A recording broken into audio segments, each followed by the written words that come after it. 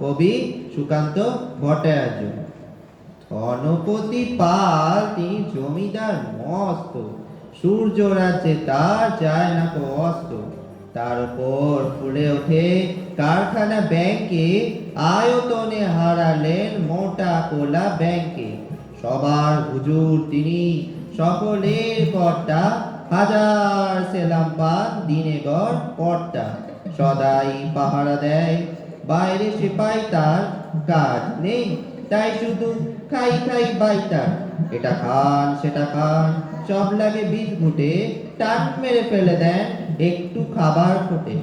খাদ্যে অরুচি তার, সব লাগে তিক্ত, খাওয়া ফেলে দমকান, শেষে অতিরিক্ত। দিন রাত চিৎকার, আরো বেশি টাকা চাই, আরো কিছু তহবিলে জমা হয়ে থাকা চাই।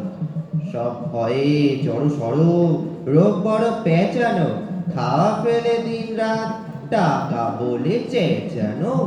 ডাক্তার কবিরাজ ফিরে গেল বাড়িতে, চিন্তা পাকালো জ্বর, নাইবের দাড়িতে। নায়েব অনেক ভেবে বলে হুজুরের প্রতি, কি খাদ্য চাই কি সে খেতে দমতি। নাইবের অনুরোধে দলপতি চারিদিক দেখে নিয়ে বার কয়, হাসলেন ফিক ফিক। তারপর বললে, বলা ভারী শক্ত, সবচেয়ে ভালো খেতে গরিবের রক্ত। ধন্যবাদ।